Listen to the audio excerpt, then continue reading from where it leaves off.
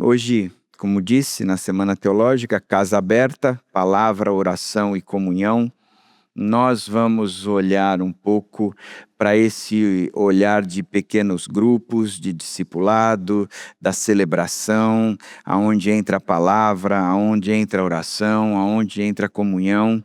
E hoje, apesar de ter o título aí eh, na chamada, eu quero intitular essa mensagem como Do Palco para a Mesa, o retorno da igreja ao discipulado. Conversar com vocês um pouco sobre uma mudança de eixo que creio que é fundamental e necessária nós fazermos. Para isso, quero começar pensando com o que está acontecendo com as pessoas. Hoje a segunda-feira é meu dia de folga e é o dia que a Viola, nossa cachorra, é adestrada. E eu estava caminhando na represa com o meu adestrador, meu não, né? Da Viola. O meu é a Dani, o da Viola é o Camilo. E o Camilo virou para mim e disse assim: nós estamos vivendo um tempo maluco, né? As pessoas estão loucas, doentes emocionalmente, espiritualmente. Eu tenho lidado, e ele lida com pessoas, e ele falando de que ao lidar com as pessoas, ele tem visto que os cachorrinhos estão mais estruturados que as pessoas. Eu acho engraçado a maneira como ele falou, mas eu acho que se a gente for parar para pensar friamente, tem algo que está muito esquisito com as pessoas, né? Tenho escutado muito o pessoal dizer que, olha, o amor esfriou, ninguém tem tolerância mais uns com os outros, a coisa está complicada. Sim, isso é verdade. Ah, mas algumas coisas a gente precisa pensar. Primeiro, nós estamos mais conectados digitalmente. Isso é uma verdade. Tem gente, se a gente parasse para pensar há 20 anos atrás, encontrar um colega de turma de qualquer estudo que você tenha feito, escola que você tenha frequentado, era um negócio difícil, né? Hoje você procura ali, você acha, você sabe da vida da pessoa todinha, nós estamos conectados mais digitalmente, o mundo está mais globalizado digitalmente, a gente está tendo as informações eh, eh, chegando exatamente na hora que está acontecendo em nossas mãos e a gente tem observado tudo assim, porque nós estamos mais conectados digitalmente, mais solitários emocionalmente. Engraçado como eu atendo as pessoas e o que eu tenho visto nos casamentos é gente que mora junto, que vive junto, que não necessariamente briga, tem relacionamento saudável e ao mesmo tempo um relacionamento saudável não, mas um relacionamento pacífico, mas pessoas que estão tão distantes uma da outra, tão distantes que uma não conhece o coração da outra, não tem vínculos emocionais, espirituais, nada, a não ser a partilha do próprio teto, das contas e dos propósitos que estabeleceram para a vida, né?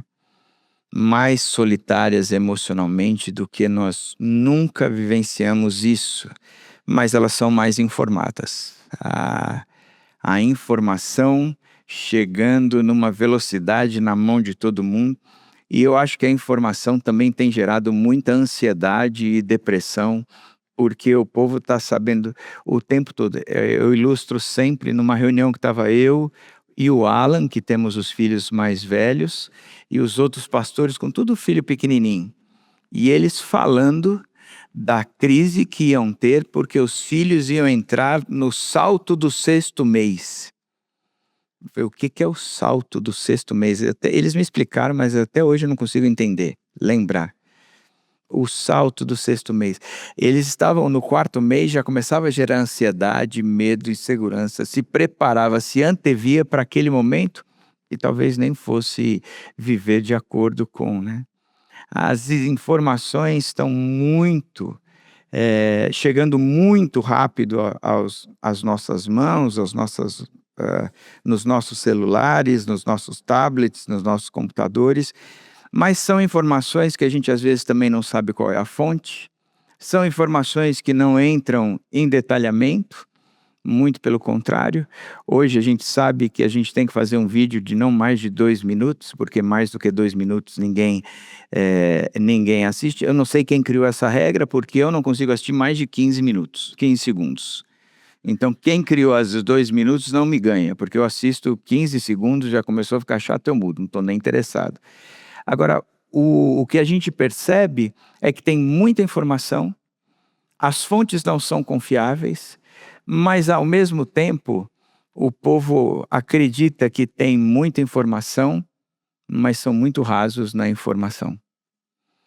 E por fim não, existe uma relação de menos pertencimento. A gente percebe, por exemplo, numa igreja, como o pessoal muda de pequeno grupo. Não me sinto mais parte daquele pequeno grupo simplesmente porque não gostei da cobertura do bolo de cenoura com chocolate que a fulana fez. Não gostei da forma como o outro me serviu um café. Não gostei da maneira como me tratou. Não gostei porque fez um negócio e não me chamou, mas deveria ter me chamado. Portanto, não me sinto pertencente a esse grupo. De forma bem madura, sai do grupo para um outro. Como se saísse do grupo fosse algo de movimento de gente madura, né?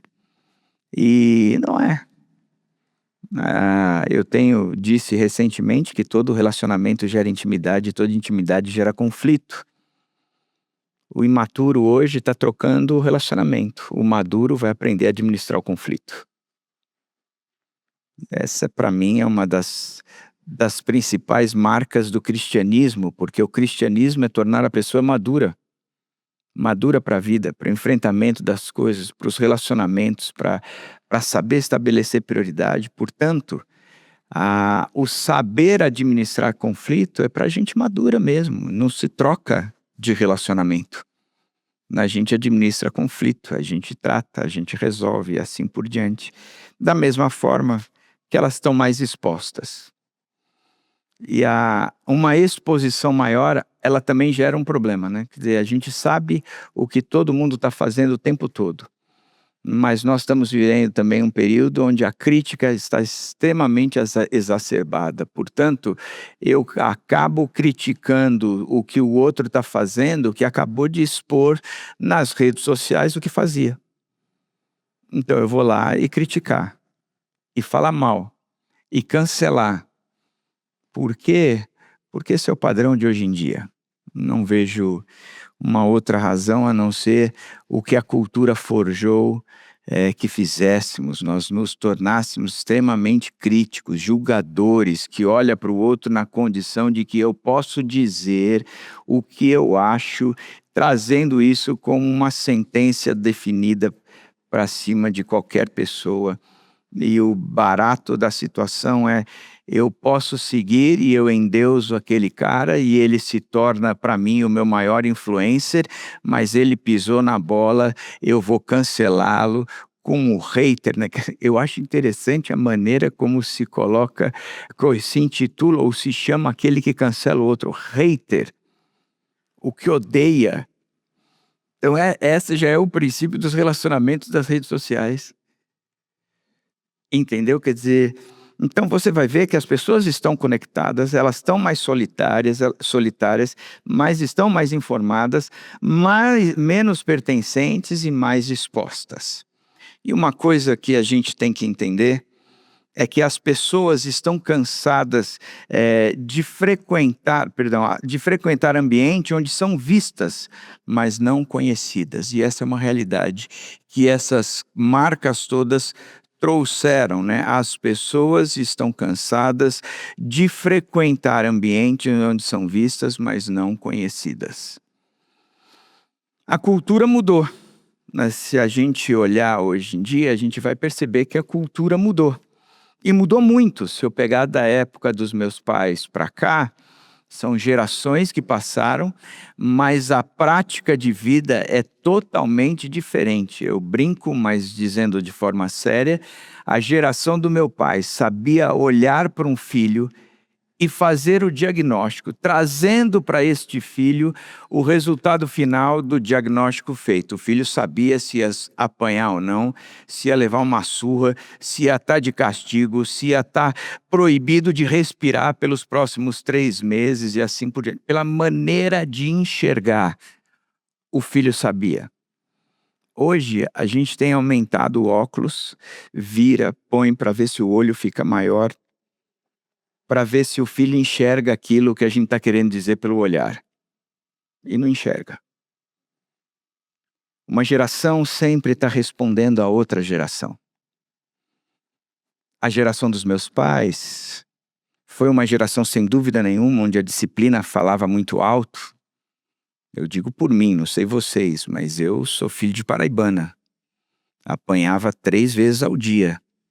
Apanhava mesmo não tendo motivo, era por horário, manhã, tarde e noite. Às vezes eu e meu irmão mais novo, quem apanhou mais, a gente lembrava, mãe, a gente não apanhou agora à noite. Ela fazia, puxa, é verdade, vamos lá apanhar. Ela batia na gente. Entendeu? Se eu conto as histórias como eu apanhava, o pessoal hoje em dia vai cancelar minha mãe, querer prendê-la, né? Porque ela usava uma colher de pau que tinha uma cara pirografada, triste de um lado e contente do outro. A colher de pau ficava pendurada na parede com a cara triste. Quando a gente ia apanhar com a colher de pau, a gente apanhava com o lado sorrindo. Porque a colher de pau gostava de disciplinar. Que loucura, né? Hoje eu até me acho bem normal. Talvez vocês me entendam muito agora, quando eu começo a dizer isso. Agora, as gerações que vieram depois, a resposta foi dada a eles. Mas hoje se formou uma geração que não sabe, de forma nenhuma, liderar os seus filhos. Estão perdidos. A gente vê na igreja. Não precisa ir longe, como os filhos mandam e os pais não têm nenhuma autoridade sobre os filhos hoje em dia. Delegando autoridade à escola, à terapeuta, a psicospedagogas, ao psiquiatra, seja lá o que for, mas tomando sempre o caminho mais fácil, porque o caminho mais difícil é ensinar a criança no caminho que deve andar. Isso envolve gastar tempo, isso envolve o repartir da vida, isso envolve estar junto dele, mas envolve também, em alguns casos, a própria disciplina. Isso é bíblico, né? Estava conversando com a Dani dizendo, acho que vou pregar sobre disciplina, educação de filhos aqui, porque eu vejo que a gente está precisando disso. É uma geração que está muito perdida. Os pais não mandam, têm medo de dizer não, de tirar o celular. Às vezes eu estou parado aqui, eu vejo os filhos fazendo birra dentro da igreja. Vai me subindo o sangue paraibano. Uma tentação de tirar o cinto. E fazer com que aquela criança entre no eixo, mas eu falo, não. Primeiro que o filho não é meu. Segundo que o cinto é meu, né? Então cada um controla o que pode. Mas a cultura mudou. E mudou num título chamado A Modernidade Líquida. É um conceito criado por Zygmunt Bauman para descrever a sociedade contemporânea, onde quase tudo se tornou instável, fluido e passageiro. Ele chama de líquido porque líquido não mantém forma fixa, adaptam-se rapidamente, escorrem facilmente e não permanecem estáveis, né? A ideia central é esta. Antes, a sociedade era mais sólida. Hoje, ela se tornou mais líquida. Antes, a família tinha uma cara, tinha uma composição, era estruturada de um jeito. Antes, o cara entrava numa empresa e o sonho dele era fazer carreira onde ele se aposentaria naquela empresa. Era mais sólido. A relação dos pais com os filhos era mais sólido. O respeito entre pais e filhos eram mais fortes. Ou seja, Os relacionamentos, eles mudam rapidamente. Os empregos são instáveis, a identidade são flexíveis, as instituições perderam força, compromissos duradouros são evitados, tudo tende a ser temporário e descartável, e essa é a principal definição de uma modernidade líquida, que essa é a marca da gente. Eu lido com a dor. Os casamentos são líquidos hoje em dia. Se termina casamento por qualquer coisa. Não existe mais aquela robustez do casamento. De entrar dizendo, até que a morte nos separe. Hoje, entra-se no casamento dizendo, até que tudo nos vá bem. Mas na hora que não for mais, a gente termina. Por quê? Porque não tem mais nada sólido.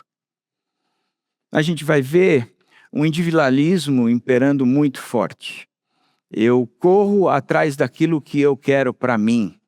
Se eu não estou satisfeito com determinada coisa, eu não vou batalhar por essa, eu simplesmente troco e pouco me importo com as outras pessoas. Eu saio do meu pequeno grupo porque eu não estou feliz. Você não pensou naqueles que ficaram no pequeno grupo? Você não pensou nas pessoas que estão envolvidas nessa sua decisão? Você não se vê feliz, você toma uma decisão e muda. E sai. E vai para um outro lugar. Porque o que está falando é individualismo. Eu falo mais alto sozinho do que eu em conjunto. Eu vou ver também uma outra questão, a cultura do consumo, né? Como somos consumistas. E o consumo, nós podemos enxergar como, antigamente a gente comprava um carro, e o carro durava 15 anos e ok, e hoje a gente compra um carro e ele dura 5 anos e ele até está relativamente bom, mas eu preciso trocar. Tem um livro chamado Paradoxo da Felicidade, que ele fala exatamente dos movimentos desde a Revolução Industrial ao que foi acontecendo, tornando-nos forçados a esse consumo. Então, o que existe no mundo do mercado, do marketing, esse consumo existe. Isso é inquestionável para nós. Mas só que eu vou para uma igreja, e eu também sou consumista naquela igreja. Eu quero que a igreja me oferte o que há de melhor.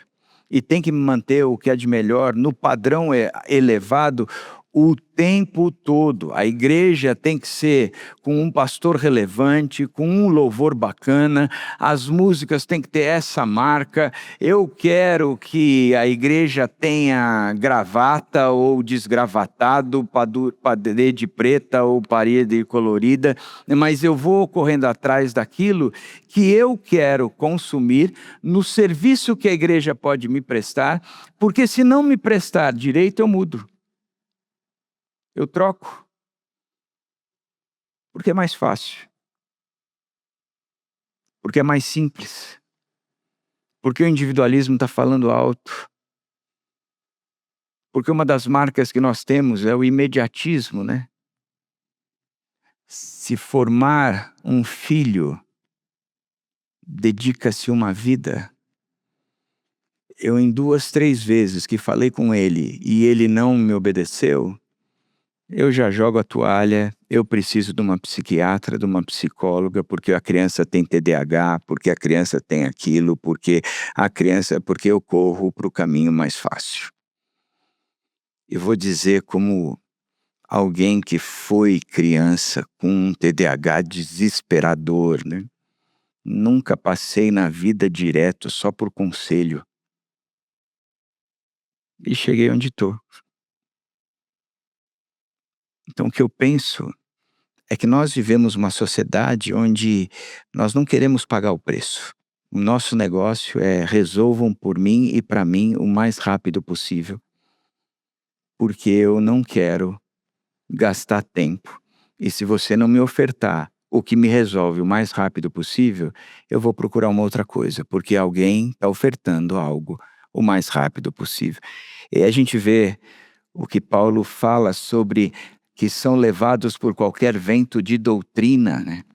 muita informação, sem raiz, não obtive o que eu tenho, o que eu quero ali, então eu parto por uma crença, por um valor, para algo totalmente diferente daquilo ali, mas porque eu não obtive naquilo o que eu queria.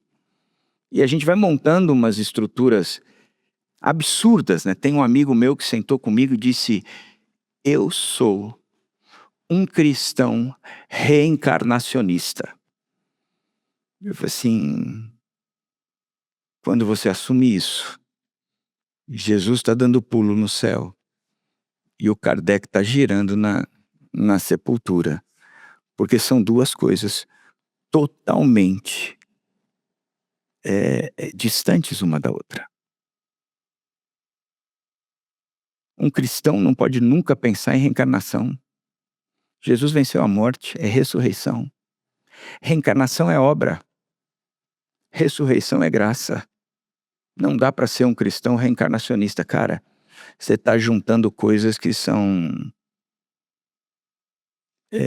não se misturam de forma alguma. De forma alguma. A superficialidade relacional, né? Ok. Se eu busco o consumo e sou individualista e dessa mesma forma individualista, eu nunca vou me aprofundar com alguém. Porque aprofundar com alguém também demanda tempo. E o cristianismo é interessante, né? Porque o cristianismo diz que para o casamento dar certo, o homem precisa morrer para si mesmo. Amar a esposa como Cristo amou e se entregou por ela. E que a mulher precisa ser submissa. Quando a gente vai para o cristianismo pega as relações de hoje em dia e destrói. Diz: vocês são carnais, não são espirituais. Porque a relação de hoje em dia de vocês é fundamentada em cima do bem-estar, mas não em Cristo. E o bem-estar, quando se fundamenta em Cristo, é o bem-estar do outro. Não busque cada um somente os seus próprios interesses, mas o do outro. Considere cada um o outro superior a si mesmo. Essa é a regra do cristianismo. A busca por pertencimento, né? Eu quero fazer parte daquela turma. E aí existe um movimento, sei lá, do beach tennis. Vou tocar no... Todo mundo vai pro beach tennis. Vira um templo. Paradoxo da Felicidade trabalha muito isso. O que, a partir da indústria, o que tem sido desenvolvido para gerar consumo no coração do ser humano. Eu brinco com todo mundo dizendo, eu não tenho concorrentes, hoje em dia, que são outras igrejas. O beach tennis é um concorrente da nossa igreja. Rouba mais o coração do povo do que a igreja. A corrida. Eu faço natação, a natação não.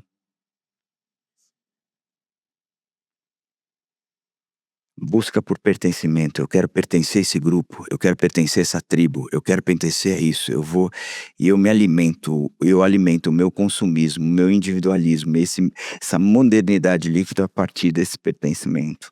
A cultura mudou e busca por espiritualidade autêntica. É interessante uma coisa que está acontecendo hoje em dia. As gerações vão mudando e a cultura vai mudando de acordo com as gerações. Você vai ver que a religião ela foi imposta durante muito tempo por pais aos filhos. Mas se tornou, e a gente vai ver daqui a pouco, uma religião muito legalista, onde os filhos viraram e falaram, nós não queremos isso. Houve uma certa mudança.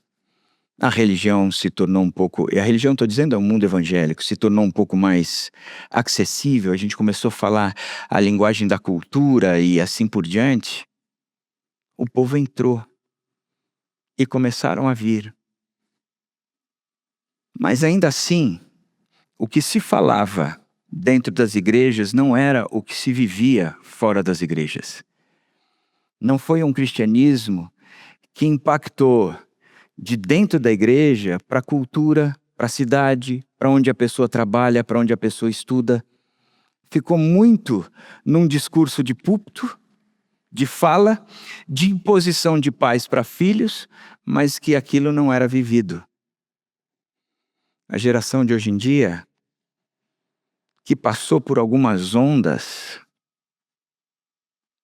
como a própria onda do bem-estar, né? Veio sobre nós. Agora é saúde, suplementos, vitaminas, qualidade e aquela loucura. Porque o homem continua buscando algo que preenche o coração dele e não consegue. Qual é o resultado disso tudo agora? Você está vendo um movimento em prol de uma espiritualidade autêntica. Muita gente evangélica voltando ao catolicismo. Muita gente vindo para o mundo evangélico. Muita gente evangélica voltando para uma cultura reformada, trazendo as vestimentas, as práticas da cultura reformada. Muitos jovens indo para a Umbanda, porque descobriram que aquilo que havia sido proposto, nesses consumismos todos, de se construir um império e não conseguir manter, depois vou para a saúde, mas isso ainda não me traz um significado, vou buscar agora então numa espiritualidade.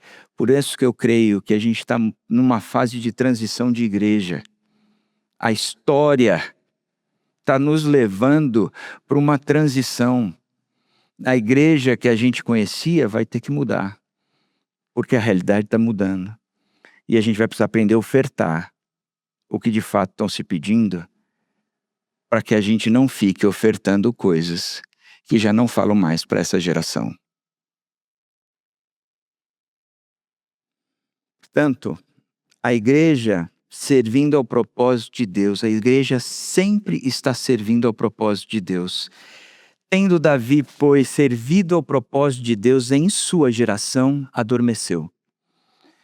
Isso é uma fala de Paulo quando ele está se defendendo. E ele cita alguns textos do Velho Testamento e cita um texto dizendo que o corpo de Cristo não entraria em decomposição, mas ele vem falar de que o corpo de Davi entrou em decomposição. E ele disse, tendo, pois, Davi servido ao propósito de Deus em sua geração, adormeceu e o seu corpo decompôs. Eu tirei essa parte feia, né? E só deixei, tendo, pois, Davi servido ao propósito de Deus em sua geração. Eu acho essa uma afirmação tão forte. Ao propósito de Deus em sua geração. O que isso significa? Significa que Deus tem propósitos diferentes para cada geração. Ele vai agir de forma diferente para cada geração. O problema é que muitas vezes nós estamos pegando como funcionava na minha geração e querendo trabalhar e colocar a goela abaixo nas gerações seguintes, como quem dissesse, eu sei fazer, eu tenho a força, eu sou invencível. He-Man. O fato é que o texto bíblico diz que há um propósito. Qual é a função da igreja, o corpo verdadeiro de Cristo? Discernir os tempos. Entendendo aquela cultura, aquela cidade, aquele povo. E como é que eu pego esse absoluto e aplico naquele povo o absoluto que é o Evangelho? Eu tive a oportunidade de crescer na Igreja Batista do Morumbi, sendo discípulo assim, imediato do pastor Ari Veloso. Fui muito próximo dele. E o Ari, para mim, é um cara que escreveu a história do movimento cristão, principalmente das igrejas mais históricas, batistas, presbiterianas e assim por diante. Daqui a pouco eu vou explicar o que o Ari fez, mas uma das coisas que ele permitiu que eu usufruísse foi que eu participava de encontros com talvez os principais pastores, expoentes das principais igrejas do mundo. Então, participei de reuniões com Bill Hybels, com Rick Warren. Tem um outro que era da Vineyard, que eu nem lembro o nome dele, mas esses dois. No Brasil, eu sentava com pessoas como o Carlito Paz, Armando Bispo, o Ed René, isso há 30 e tantos anos atrás, tá, gente? Por favor, sem crucificação, sem nada. Na época áurea, boa, saudável e muito saudável dele, né? E o que eu vi foi um movimento de começar a trabalhar num planejamento da igreja, porque a igreja precisava se tornar mais eficiente nas suas ações. E aí começou a se trabalhar a visão, a missão e assim por diante, valores, planejamento estratégico. E aí cada um definia a sua missão de um jeito e uma série de coisas. Na minha cabeça eu pensava assim, cara, esses caras estão discutindo semântica. Porque proclamação, ensino, serviço, comunhão e adoração, todas as igrejas precisam ter. Eles estão discutindo semântica. Eles estão pegando um evangelho, que é um absoluto, e não tem como mudar isso. Porque se mudar isso, deixa de ser igreja. Então eles estão discutindo semântica. O que é que torna uma igreja diferente da outra? O absoluto não pode ser. Concordo? O absoluto é a Bíblia. Isso tem que ser igual em qualquer igreja cristã séria, comprometida. O pastor, isso quer dizer que se me colocassem em qualquer outro lugar, eu traria o mesmo resultado que eu trouxe na Ibaviva, sendo pastor da Ibaviva? Não, isso não é verdade. Nem um pouco. O que difere uma igreja da outra é o povo. A cidade, a cultura, como esse povo pensa, como esse povo vive, quais são as prioridades e qual é a função da igreja. Pegar esse absoluto, interpretar isso para trabalhar nessa realidade de cidade, cultura, povo e assim por diante. Por isso que nenhuma igreja é igual a outra, porque nenhum povo é igual ao outro.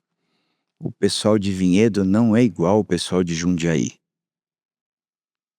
Pessoal de Jundiaí, quem é mais legal? O pessoal de Vinhedo ou o pessoal de Jundiaí? Pessoal de Vinhedo, quem é mais legal? Não, a gente está falando de cidade significativa. Valinhos, Louveira. É isso mesmo, Antonella, que você vem? Cada uma. A capital do interior é Vinhedo. Lógico. Portanto, como é que a gente serve ao propósito de Deus a uma geração? Isso é devocionar. É devoção. É se debruçar diante da palavra e clamar a Deus para que Ele dê entendimento. Para que a gente saiba como agir. Uma igreja como a nossa, que não vive mais uma geração como viveu a geração do meu pai. Hoje, dentro da nossa igreja, tem 4, 5 gerações. Nós temos que dobrar o joelho e pedir a Deus sabedoria para saber lidar com o povo que está nas cidades e nas culturas que nós vivemos, né? Portanto, a igreja se movimenta de acordo com o propósito. Deixa eu ilustrar o que eu acabei de falar para vocês. Eu quero falar da época, do modelo, do foco principal e do resultado.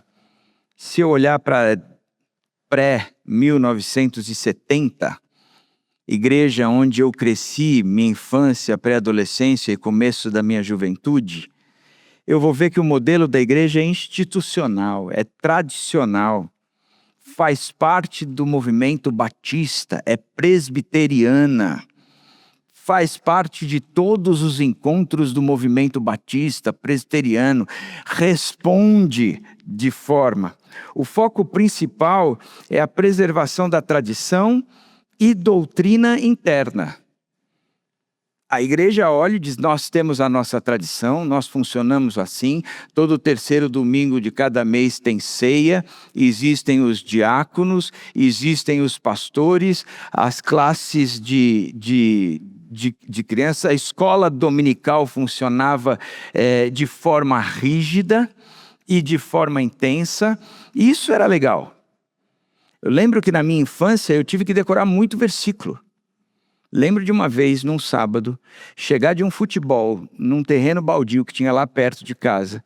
Quando entrei em casa, minha mãe, paraibana, vira para mim e disse: você tem que entregar os versículos amanhã na igreja decorado. Você os decorou?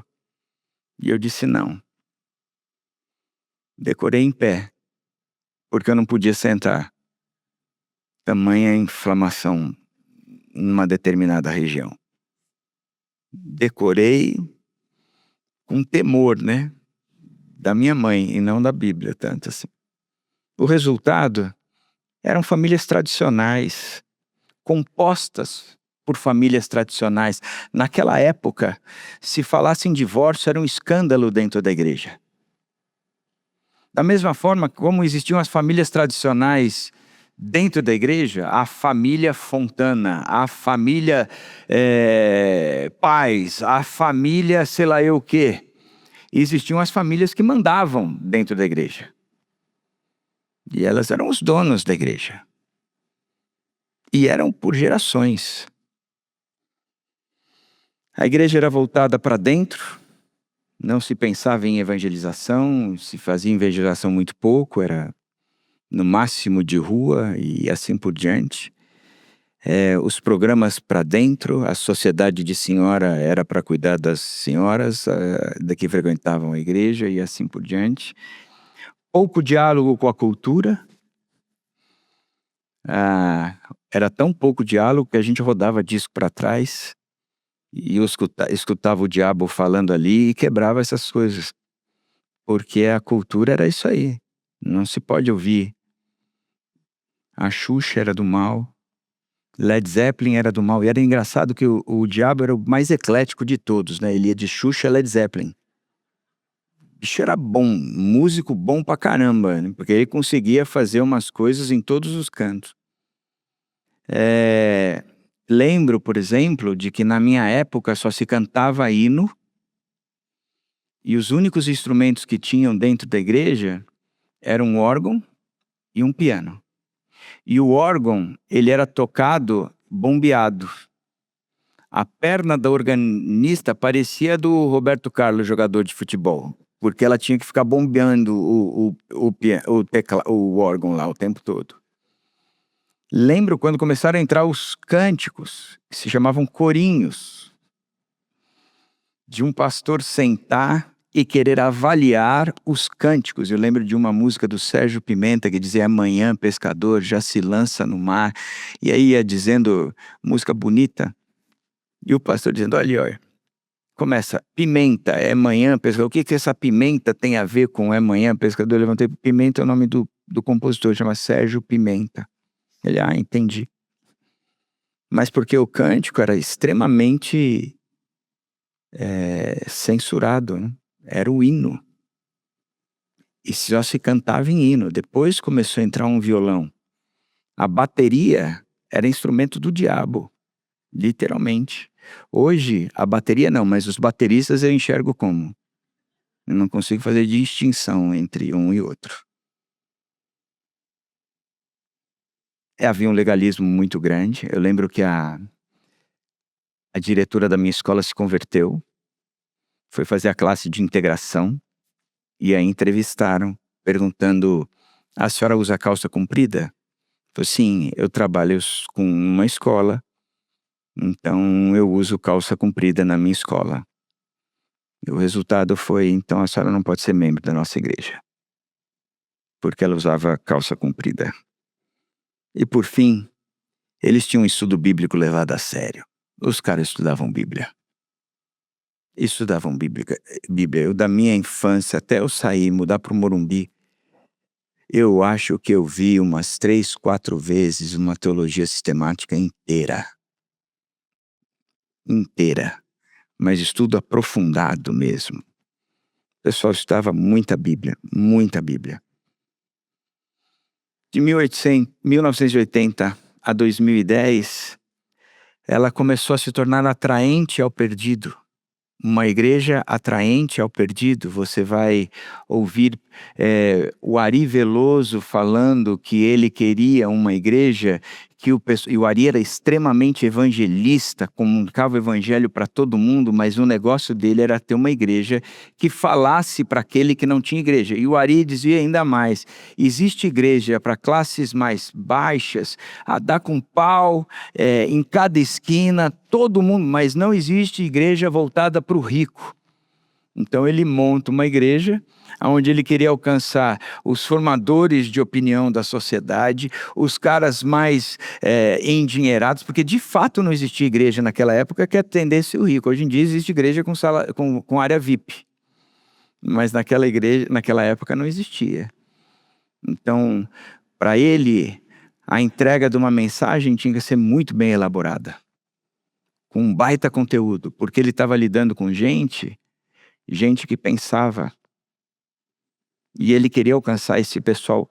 O Ari Veloso era um cara tão interessante que ele estava voltando dos Estados Unidos, viu, eu não lembro quem, no jornal, que se colocava no avião, que tinha morrido alguém, um famoso. E o velório era perto da casa dele. Ele chegou, colocou o terno e foi para o velório se oferecer para fazer o velório. E de fato não tinha ninguém que fizesse o velório. Ele foi lá e ele pregou o evangelho. Ele adorava pregar o evangelho em velório, porque ele dizia que era o lugar onde o povo estava mais preparado para ouvir a realidade de qualquer ser humano. No crematório, antigamente, da Vila Alpina, você que tinha que apertar um botão para o caixão descer. O Ari adorava apertar aquele botão. E ele me ensinava isso mesmo. Tem que apertar o botão para ajudar a família, não sei o que. Eu falei: Ari, eu tenho paura do corpo estendido ali.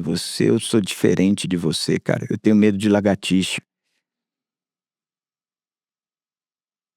Atraente ao perdido. Portanto, ela teve uma relevância cultural, uma excelência nos cultos, procurando entregar o melhor culto o tempo todo, e o diálogo com os ídolos da cidade. O resultado de tudo isso foi que quebrou o isolamento, fez a igreja comunicar com a cultura e, por fim, recuperou uma relevância pública para a igreja. A igreja passou a ter significado dentro da cidade. A cidade passou a considerar a igreja como algo positivo, né? Mas também existiu o outro lado. A gente acabou se perdendo no caminho e você vai ver que o culto substituiu a comunhão. Eu venho ao culto. Pouco me importa o que acontece durante a semana. Ao culto eu venho. E o culto tem que ser o melhor fornecido, porque eu sou um consumidor envolvido pela cultura. Então, o culto eu venho. Gastar tempo com pessoas, não. Posso até frequentar um pequeno grupo ali, mas se não der certo eu troco de pequeno grupo. Mas no culto eu estou aí. A segunda coisa, a inspiração substituiu a formação. Ninguém está mais afim de estudar a Bíblia, de fato. De pegar e estudar profundamente as doutrinas bíblicas. Hoje em dia é algo muito mais inspiracional, né? Você vai abrir a internet e ali alguém vai falar alguma coisa que você se sentiu zen. Era o que eu precisava ouvir hoje. Meu servo fiel, amado, querido, eu vou te adorar até o final da vida, disse Deus para mim. O consumo substituiu o discipulado.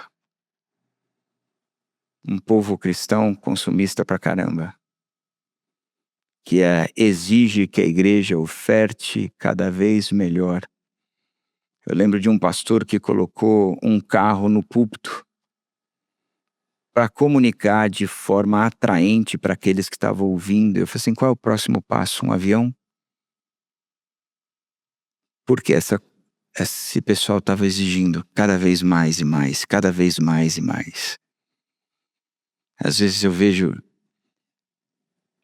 aquilo tudo que meus filhos têm dentro da igreja e eu lembro da minha época, de reuniões que íamos eu, que ia falar, o dirigente de louvor, que ia tocar e dirigir o louvor, e o coitado de um convidado qualquer, que ia me ver e ver o dirigente fazendo para ele as coisas, né? Os recursos que nós temos. A gente frequentava a igreja o final de semana inteiro estudando Bíblia, ajudando na igreja e assim por diante, né? Aquele caminhar junto de alguém, de aprendizado de Bíblia, de saber e entender que isso é um processo demorado, longo, contínuo, que não há uma maneira rápida de se tornar discípulo de Jesus Cristo, mas precisa negar a si mesmo, tomar a sua cruz e segui-lo diariamente. A frequência substitui o relacionamento.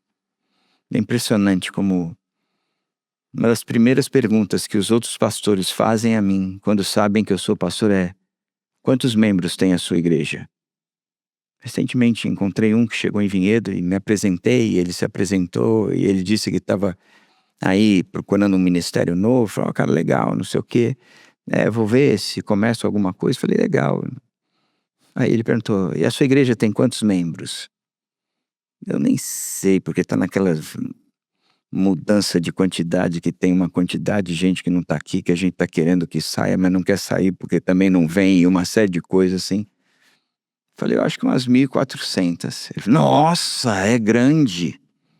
Falei: depende do ponto de vista. Interessante isso, né? O número, a frequência, ela substitui o relacionamento. E nós fomos afetados. As perguntas modernas de hoje em dia é: eu gostei do culto? A música estava boa? Fui impactado? Quantas pessoas vieram? E as perguntas bíblicas deveriam ser: estou sendo transformado? Estou discipulando alguém? Tenho irmãos caminhando comigo? Essa era a principal característica dessas igrejas. Vou parar por aqui para vocês tomarem um café ou comerem alguma coisa e depois eu continuo com o restante, tá bom? Momento de perguntas não vou fazer, porque eu sou tão claro que vocês estão entendendo tudo que eu estou falando. Mesmo se você fizer uma pergunta que eu não gostei, eu vou ficar irritado. Então, no final a gente faz, tá bom? E agora o que eu falei foi até os anos 70, mais ou menos. A década de 70, a gente tinha uma igreja que comunicava bem com a, com as cidades, com a cultura. Onde a cultura era uma cultura mais sólida, mais rígida. E a igreja, então, ela sabia comunicar de forma o seu conteúdo. As gerações passaram, foi mudando. E a igreja foi adquirindo uma nova cara, porque ela precisou falar com a nova geração que estava chegando. Porque nós servirmos ao propósito de Deus para a nossa geração. Portanto, qual é o modelo certo de igreja? O modelo certo de igreja é aquele que tem o absoluto de Deus de forma intocável e sabe pegar esse absoluto e aplicá-lo de forma coerente, que confronte os ídolos, mas ao mesmo tempo reforme o povo cristão nos dias que precisam ser, com as características dos dias que precisam ser enfrentados, né? Então não é tão simples a gente dizer que a igreja na minha época era diferente na igreja. Sim, eram igrejas totalmente diferentes. porque haviam culturas e cidades totalmente diferentes e a gente serve ao propósito de Deus naquela geração, né? Então, por que a gente está falando isso? Porque a gente tem que olhar numa igreja como a nossa, multigeracional, onde as gerações estão entrando dentro da nossa igreja e vêm com suas características próprias, como é que a gente pode comunicar essa geração? Como é que a gente pode comunicar uma geração que olhou tudo o que a geração anterior construiu e disse: nós não queremos nada disso? Como a gente comunica o evangelho para uma geração que nós, os mais velhos, viramos e vamos assim, é uma geração que não gosta de trabalhar, mas isso não é verdade. Eles não querem viver como nós vivemos, que construímos um império e nos tornamos reféns desse império. Eles querem um pouco mais de qualidade de vida.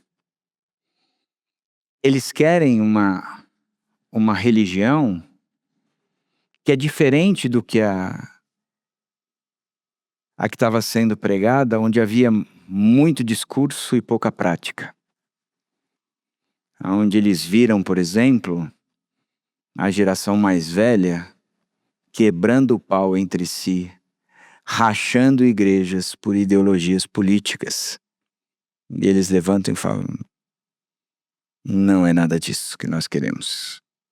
Esse não é o modelo, o padrão de vida que a gente aceita. Eles viram uma geração correndo atrás de benefícios, de conteúdos, de se tornarem cada vez mais ricos,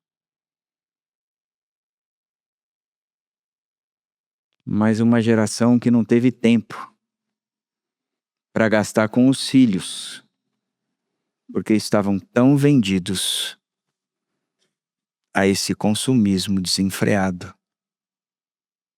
Como é que a gente olha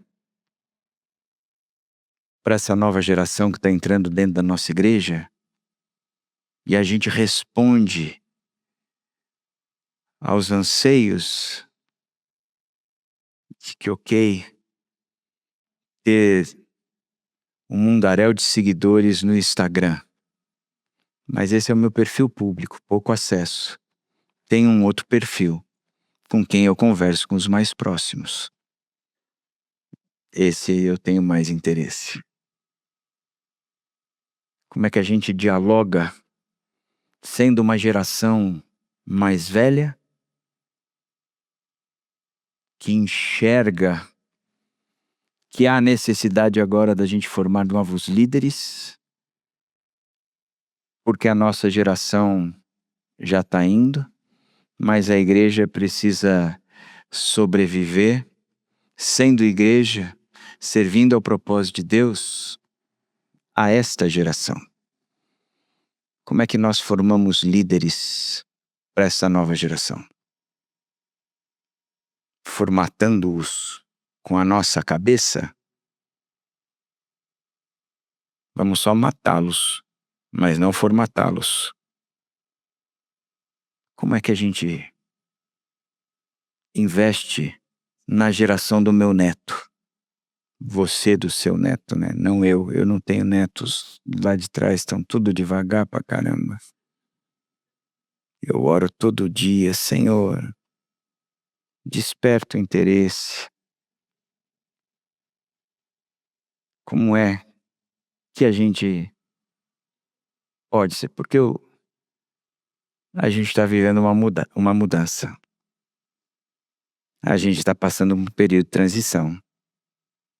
E a gente tem que enxergar e preparar a igreja para essa nova fase. Eu quero pensar em algumas coisas com vocês, olhando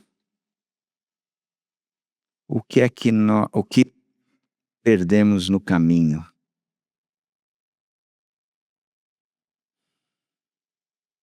Ai, gente, peraí, tô fazendo besteira.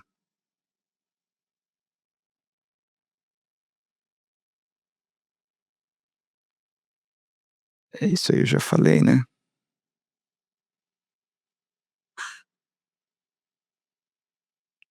Em vez de ir para frente, eu fui para trás. Tô bem, né?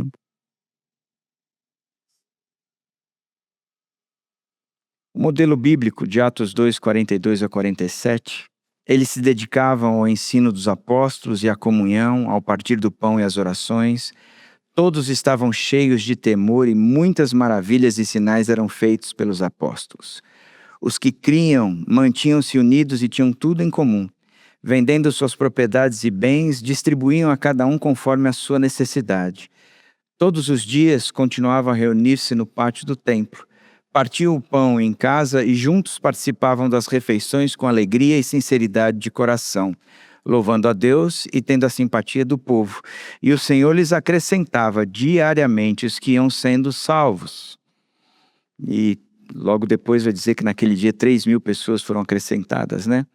Então, muita gente olha para esse texto e diz que essa é a idealização de uma igreja. Sim, aqui tem alguns elementos fundamentais dentro de uma igreja. Mas a carta de Atos, o livro de Atos, ele vai mostrar a real situação de uma igreja. Até aqui, esse texto está sendo edificada a igreja está crescendo dessa forma. Mas logo depois a igreja começa a enfrentar algumas situações complicadas. Você vai ver Ananias e Safira numa queda moral do caramba, que chega lá dentro querendo bancar uma espiritualidade que não tinha, diz que venderam um terreno por um preço, mas na verdade tinham vendido por a mais e segurado uma parte, e não tinha problema nenhum segurar uma parte. O problema foi que eles entregaram lá dizendo que tinham vendido por aquele preço todo, como quem se bancasse de o Marte financeiro, aquele que não tem apego, e na verdade estava mostrando um coração totalmente voltado para uma ganância, né? por uma cobiça, aquele desejo de continuar querendo ter. Ou seja, essa era a realidade da igreja. A realidade da igreja foi a perseguição. Eu tenho muitos amigos que dizem assim: igreja tem que ser igreja grande, mega church, porque essa é o fundamento da igreja de Atos. Assim, então, a gente aprende que a gente não formula doutrina a partir de Atos. O que é dito em Atos tem que ser confirmado nas outras cartas, porque senão era um movimento inicial, a gente não tinha o Espírito Santo e desceu o Espírito Santo. Essa transição de receber o Espírito Santo, aconteceram coisas que não dão, a partir das cartas de Paulo, Pedro, João, a autoridade da gente estabelecer isso como uma doutrina. Então, dizer que este número crescente de 3.000 pessoas, depois num texto mais tarde, se não me engano, é 4, 5.000 pessoas, num dia, é o padrão de crescimento da igreja, eu não creio. Porque esse padrão existiu e essas 8.000 pessoas de repente surgiram, porque veio uma perseguição logo depois e espalhou esse povo pela Ásia Menor, pela Europa. Muitos morreram. E as igrejas para quem Paulo escreve são igrejas pequenas, que não têm essas características de mega church. As próprias igrejas que Jesus manda a carta lá em Apocalipse não são igrejas numerosas. Então isso não é um padrão. Mas a gente olha para esse texto e vai dizer: a igreja primitiva era a igreja que tinha o padrão celestial. Ela teve queda moral. Ela teve perseguição. Ela teve brigas internas, onde as viúvas de fala helênica reclamavam do tipo de cesta básica que estavam recebendo, dizendo que as outras viúvas estavam recebendo cesta básica melhor do que a delas. Esse texto me faz tão bem, gente, que eu olho para a Eva Viva e digo: cara, as picuinhas são as mesmas. A maturidade do povo é a mesma coisa, briga por nada. Então, o que esse texto está nos ensinando? Que quando a igreja começou, ela tinha alguns elementos essenciais, e esses elementos essenciais eles têm que perdurar, têm que existir e têm que continuar, mesmo servindo ao propósito de Deus em suas gerações. Quando uma geração como a da igreja primitiva está existindo debaixo de uma perseguição absurda, coisa que a gente não vive, mas fazia parte do propósito de Deus aquela geração. Tinha que crescer tanto, rapidamente, para bater a perseguição e eles serem espalhados para que o evangelho chegasse até nós. Bacana isso, né? Quais são os elementos que constam nesse texto? Primeiro, a doutrina. Eles se dedicavam ao ensino dos apóstolos. E aqui, gente, eu sempre friso uma coisa: apóstolos são aqueles que formularam doutrina. Essa é a principal marca do que é ser apóstolo. Tiveram um encontro pessoal com Jesus, foram enviados por Jesus para plantar um propósito primário, que era a formação dessa igreja primitiva, tanto em Jerusalém como fora dela, mas eles firmaram os fundamentos dos apóstolos, a doutrina dos apóstolos. Portanto, hoje não existem mais apóstolos. Apóstolos são esses que escreveram. E gastar tempo, eles se dedicavam ao ensino, eles perseveravam nessa doutrina. Então, esse ensino estruturado, que traz doutrina, conteúdo, isso é fundamental dentro de uma igreja. Uma igreja tem que ser bíblica. Segunda coisa, a comunhão. A igreja tem que ter relacionamento. A igreja, na pandemia, se afastou da comunidade, do vínculo, e muitos nunca voltaram desde a pandemia. E eu fico pensando, nunca entenderam o que era igreja. Quando eu corri atrás de alguns para conversar, eu ouvi de uma pessoa falando: para que eu tenho que voltar para a igreja ao domingo, se eu, no conforto da minha casa, ligo a televisão e o pastor que eu quero ouvir vem até mim pregar? Falava: então, porque não é só o ensino. Tem coisas que você vai aprender somente na relação dentro do corpo. E nós somos convidados para essa relação. O ensino é só o nortear. A relação é que vai nos dar crescimento também. É olhar para essa pessoa que está do lado e dizer: cara, eu tenho que frequentar o mesmo pequeno grupo que você. Que porcaria. Mas eu vou. Porque isso faz parte da doutrina dos apóstolos. Então eu preciso aprender a engolir o meu ego e me estruturar com você. Você pode até não mudar, mas eu tenho que aprender a te considerar superior a mim mesmo. Porque isso é igreja. Isso é igreja. Então a comunhão. A outra coisa, o partir do pão. E o partir do pão aqui é a ceia. A ceia é a principal ferramenta que nós temos de avaliação do corpo. E o corpo somos nós. É enxergar por intermédio do pão e do cálice se o que Cristo Jesus fez na cruz foi suficiente para que eu mantenha o corpo unido. Se eu não me engano, foi o Caleb, porque o poeta da nossa igreja é o Caleb. Literalmente, você vai pro Facebook, não. Pro Instagram, Facebook sou eu antigamente. Você vai pro Instagram do Caleb, ele põe umas poesias. Eu falo: Caleb, eu não entendo metade das poesias que você escreve. Estava andando debaixo de uma árvore, caiu uma jaca, vi Jesus. Eu falo: Caleb, o que você quis dizer com isso? Caleb, eu não faço ideia, essa sua espiritualidade. Mas é como ele enxerga a vida dele, eu acho bonitinho aquilo, né? Que ele está escrevendo as poesias dele, né? Mas eu creio que no meio da poesia que ele escreve, ele nos ensinou que na ceia, o único corpo partido foi o de Cristo na cruz. E ele é suficiente para que o corpo de Cristo, que somos nós, nunca seja partido. Foi você, Caleb? Não tinha jaca nesse, por isso que eu fico na dúvida. Pão partido. Oração. Uma igreja que ora, que tem o prazer de orar. A gente tem um momento de oração de domingo. Tem gente que chega para mim e fala assim: eu detesto aquele momento. Eu fico só pensando, o cara detesta a oração. E a minha oração é que vocês, e aqui está a maior parte os principais líderes da igreja, líderes de pequenos grupos de discipulado, quando a gente dividir para oração no domingo, cada um partir para aquele grupo, porque esse relacionamento ele é importante. E a gente tem tido muitas oportunidades de orar por pessoas que vieram para a nossa igreja precisando de uma oração.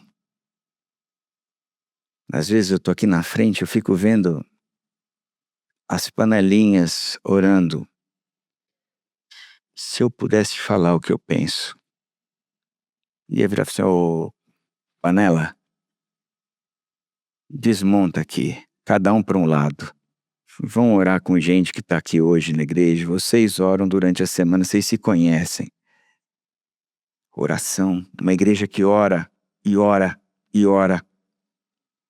Vida compartilhada. A vida compartilhada significa: eu tenho pessoas com quem eu caminho que conhecem a minha vida a fundo, conhecem as maiores lutas que eu passo, porque afinal de contas, quando Jesus nos ensinou a orar, ele disse que não nos deixei cair em tentações. É uma oração feita no coletivo, que a minha tentação ela é vencida quando eu a compartilho com alguma outra pessoa que caminha comigo junto de Jesus Cristo. E não eu continuar me escondendo num viés de crentes crentaço, que não tem erro, mas pelo contrário, eu luto para me tornar parecido com Jesus Cristo. E eu tenho pessoas que caminham comigo e a vida é compartilhada. A vida é compartilhada quando eu vejo o outro passando necessidade e eu sinto-me responsável por suprir a necessidade do outro. A vida é compartilhada quando eu vejo o outro passando por uma crise, e uma crise profunda. E eu não canso de ligar para ele, dizer: eu quero te visitar, quero tomar um café com você. Estou aqui para você abrir seu coração, mas estou aqui para orar com você, para chorar com você, para te carregar nesse momento, porque a nossa vida é compartilhada. Se tenho algo, o que tenho é para ser partilhado com você. E a presença diária, né?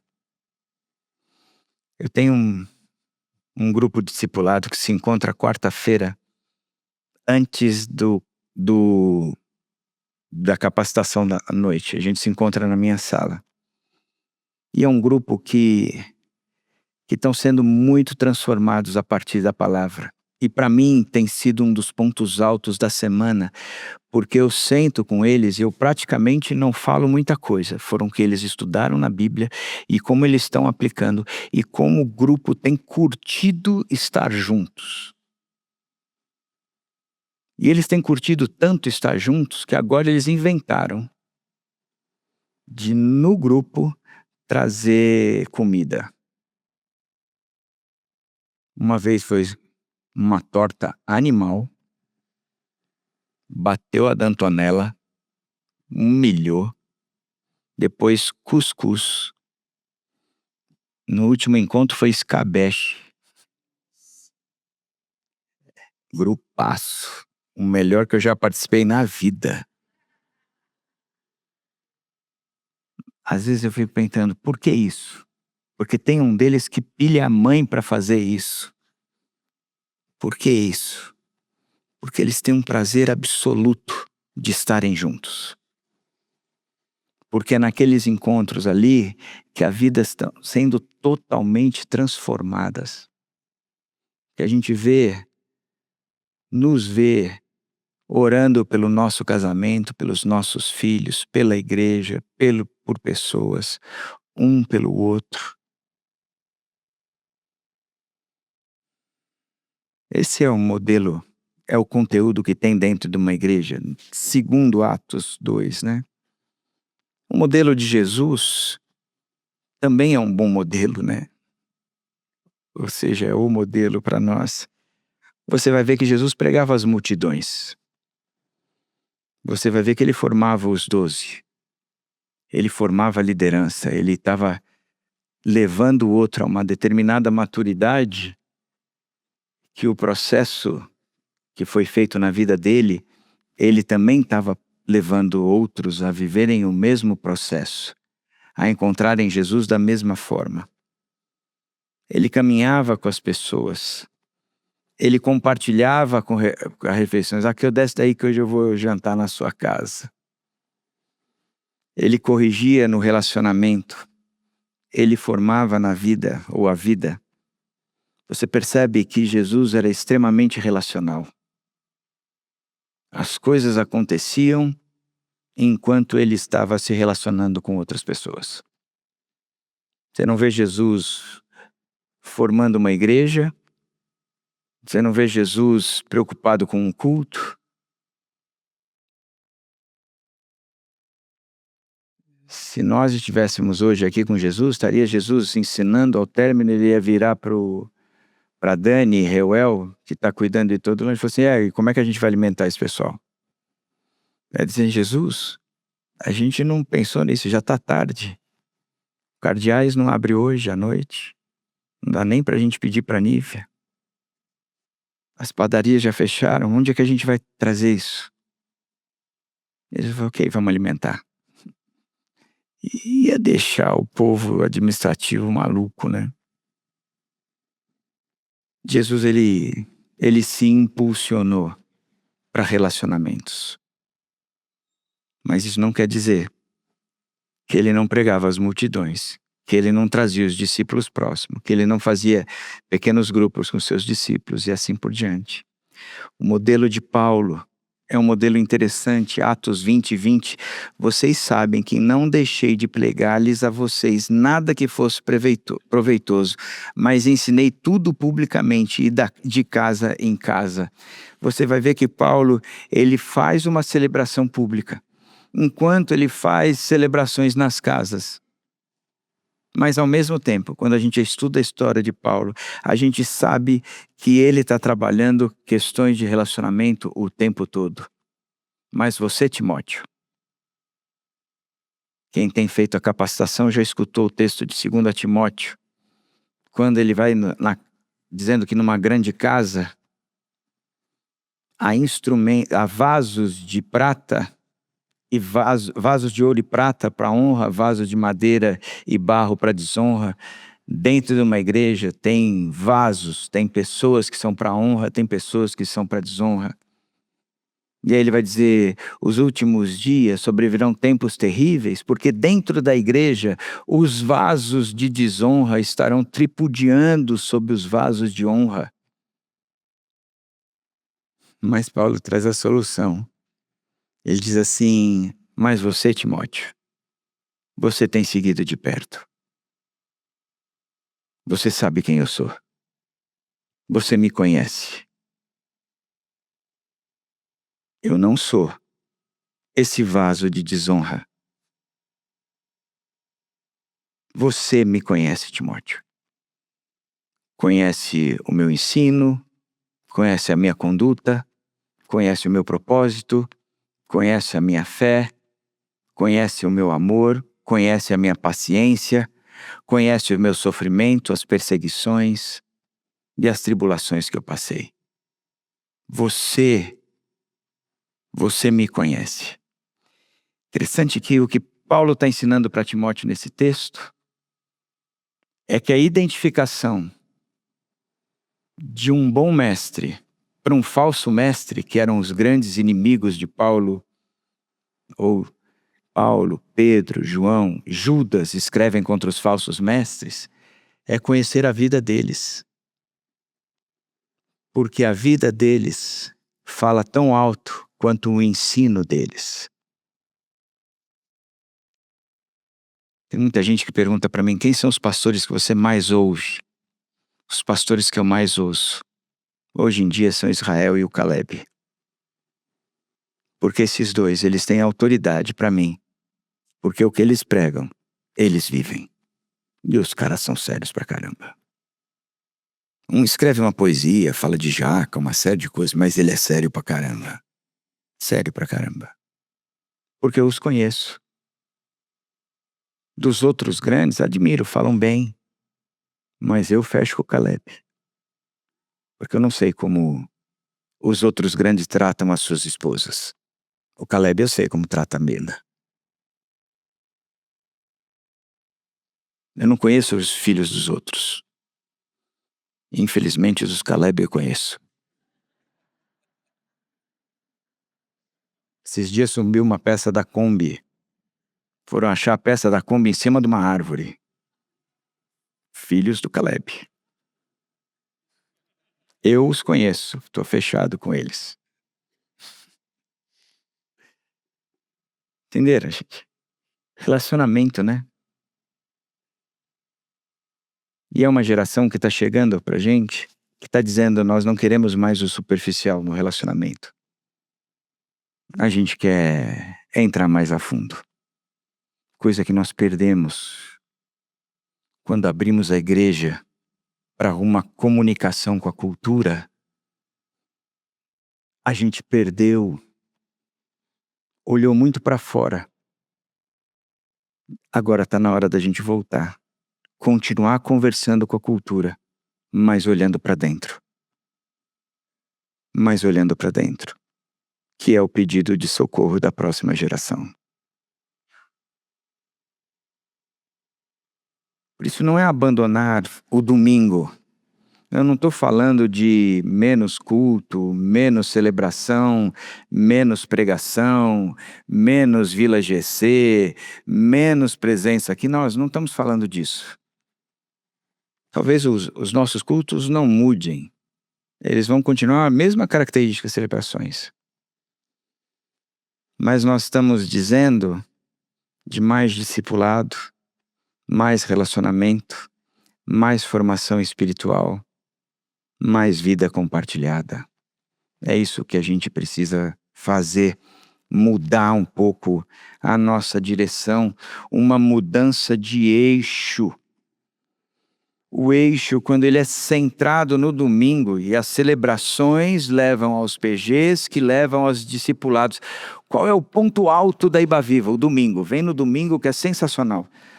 O louvor é incrível, os pastores pregam bem, tem uma baita infraestrutura para criança, para pré-adolescente e adolescente. São poucos lugares que o pastor é bonito e o outro é poeta. Vem para cá que aqui vocês vão conhecer o... É verdade ou não é? O ponto forte de uma igreja continua sendo o domingo. Eu fiz um benchmark recentemente, liguei para alguns pastores de igrejas muito grandes e a fala deles é: nós precisamos que o pessoal traga gente de fora e quando essa pessoa chega aqui na igreja, em 3 a 4 meses ele tem que estar formado, batizado, membro da igreja, seja lá o que for, para estar servindo dentro da igreja, porque para a gente manter essa estrutura toda a gente precisa de gente, de gente. Por que isso? Porque o domingo é o carro forte. Essa é uma realidade. O domingo é o carro forte. Para poder ofertar esse serviço todo, o domingo é o carro forte. E a fala desses pastores para mim é: só que eu tenho um problema. Eu tenho muita gente aqui trabalhando, mas com pouquíssimo conhecimento bíblico. Trabalham com a vida estourada.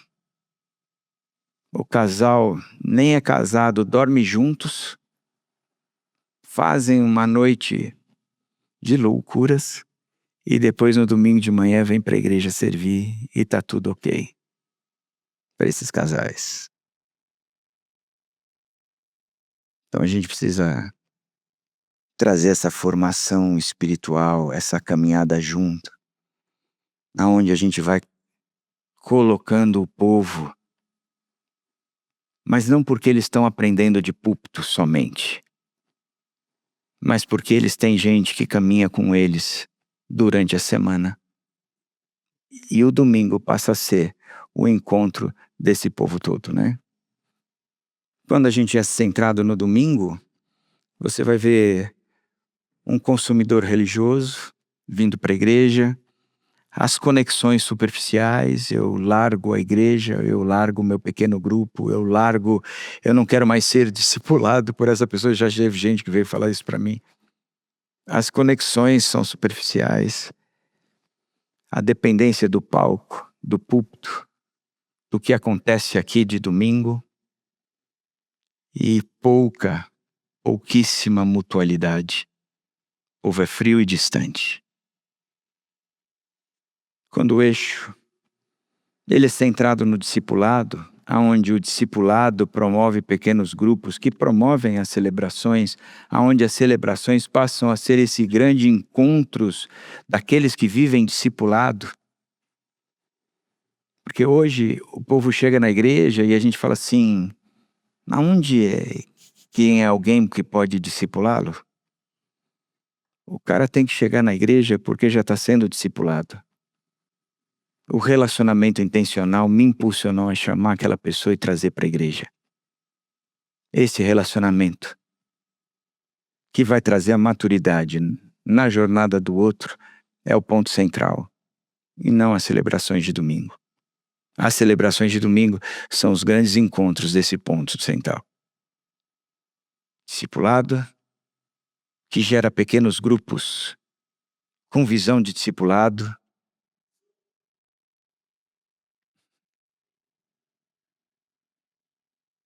Sai dela.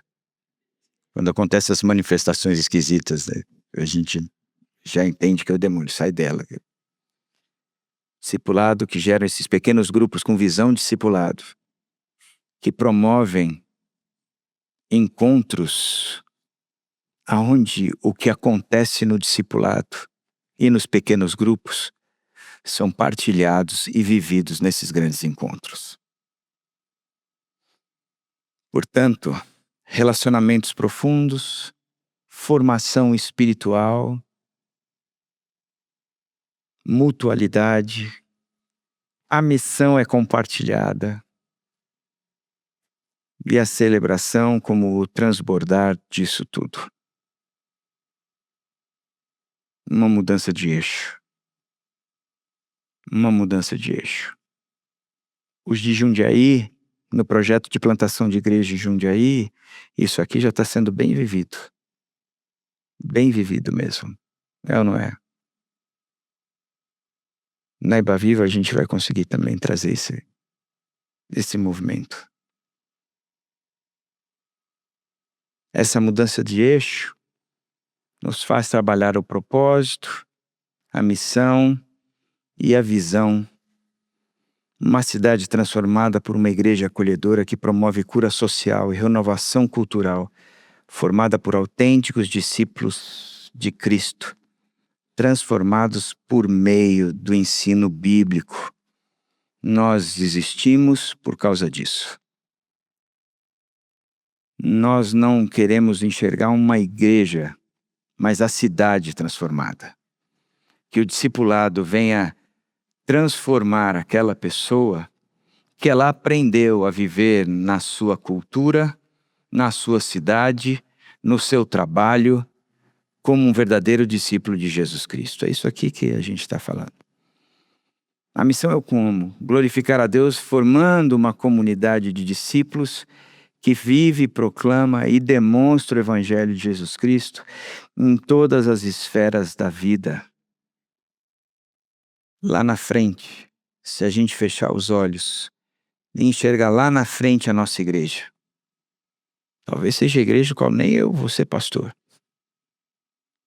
Lá na frente, tornar-se uma comunidade que forma discípulos comprometidos em reconciliar pessoas com Deus. E entre pessoas, né? Reconciliar pessoas com Deus e entre si, servindo as cidades e influenciando a cultura para a glória de Cristo. Isso é o que a gente quer lá na frente enxergar. Uma igreja que está promovendo reconciliação o tempo todo. Reconciliação entre Deus, reconciliação entre pessoas. Essa reconciliação gera e nos impulsiona a impactar as cidades que estamos inseridos e a cultura. Nós formaremos jovens para impactar a cidade e cultura. Nós utilizaremos a nossa profissão para impactar a cidade e cultura. Dando significado. Você tem seguido de perto o meu propósito, dando propósito à vida do nosso povo no meio da onde nós estamos inseridos, né? E para terminar, gente, qual é o caminho do discípulo na Viva? A gente falar, ok, André, estou entendendo tudo o que você está falando, acho bacana. De forma prática, como é que a gente está mudando o eixo? Mudando o eixo é o seguinte: você sabe quais são os passos que uma pessoa tem que dar dentro da Viva para chegar à maturidade? O que é que ela precisa fazer? Quais são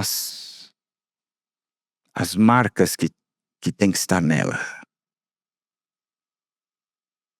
Você sabe olhar para você e dizer, dentro da Viva, na minha maturidade, eu estou aqui, ó.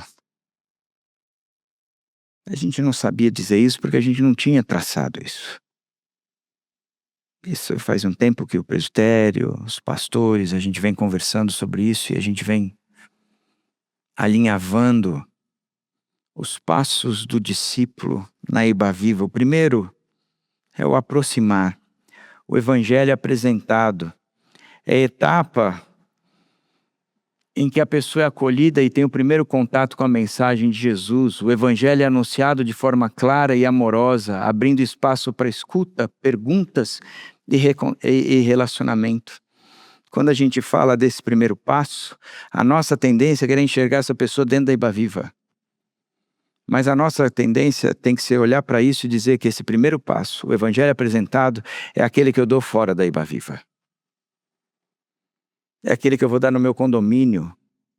É aquele que eu vou dar no meu trabalho, na minha sala de aula, na minha família.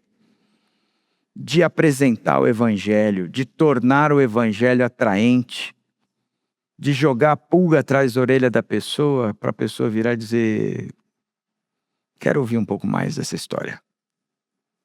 Pode ser que a pessoa chegue aqui também e venha por intermédio de uma celebração de Natal da gente, um concerto de Natal, o 412, um encontro de mulheres, alguém que chamou para o PG, seja lá o que for, ok, chegou aqui, é o primeiro passo. Nós estamos aproximando essa pessoa. Nós estamos fazendo com que o evangelho seja apresentado para ela. Ok. O nosso foco é o relacionamento intencional.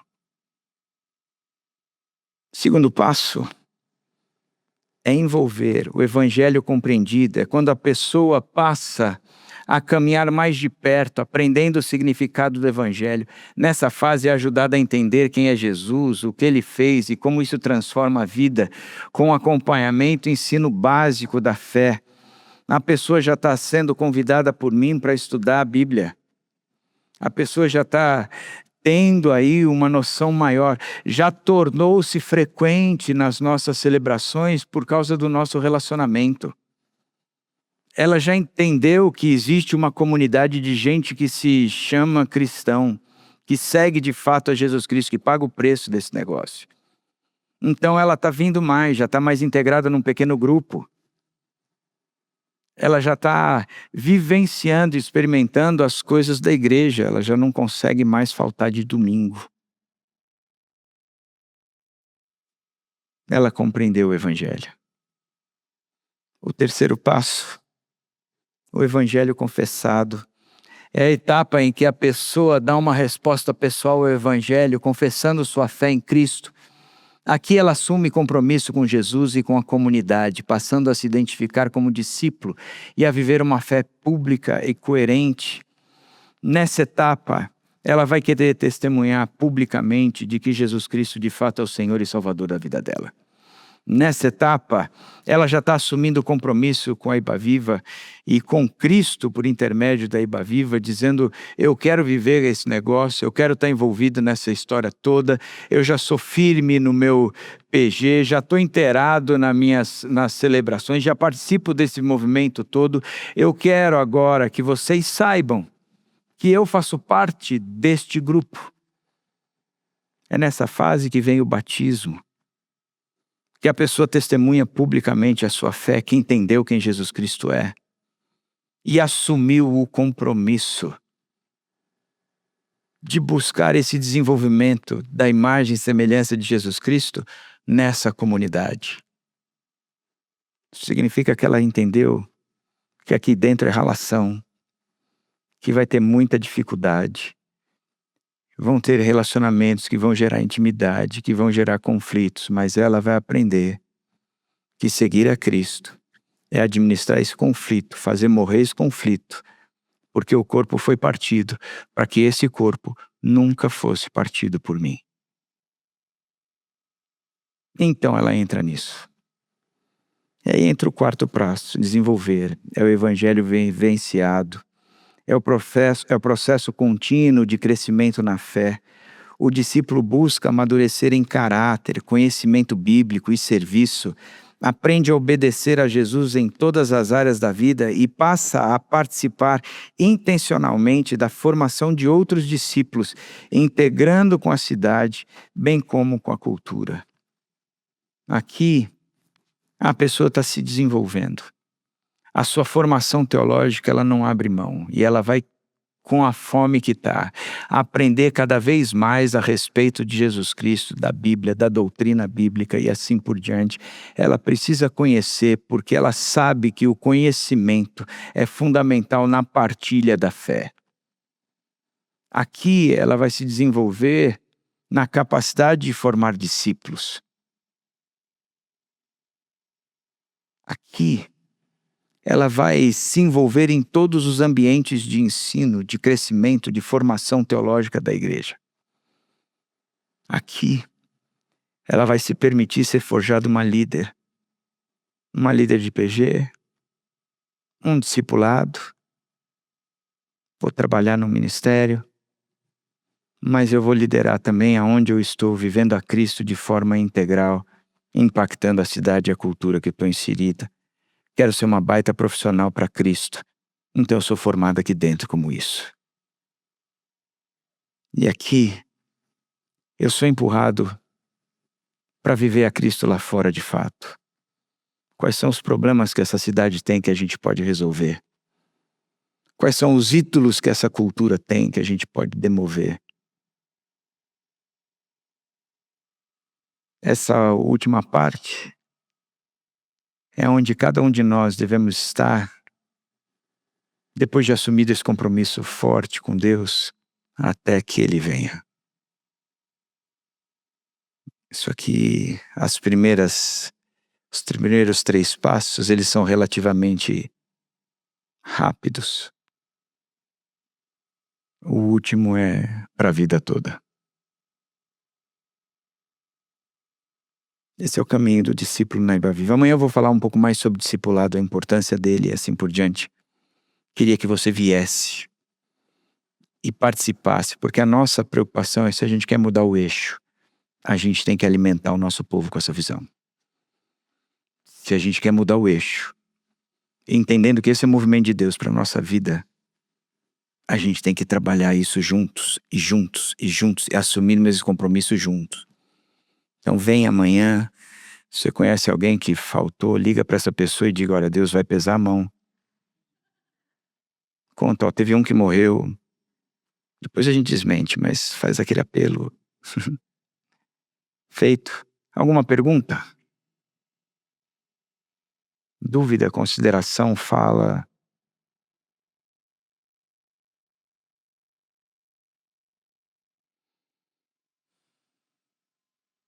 Quando estão ali comendo, não param de falar. Não param de questionar. Não param de dizer, é um inferno trazer vocês de volta. Agora que pode falar, que Deus os tenha, vou orar por vocês e amanhã a gente conversa.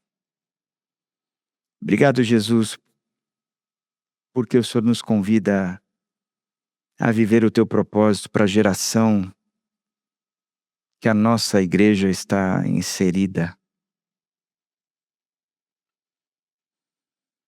Está na hora, Deus, da gente assumir o compromisso de ser intencionalmente forte nos relacionamentos para te apresentar como Senhor e Salvador. Por isso nós precisamos, Pai, que o Senhor nos traga na mesma unidade, que o que a gente está falando, conversando, trabalhando e tratando seja, antes de mais nada, algo que brote no coração da gente como igreja, povo junto, né? Unidos, comunidade, família. Então começa com a gente.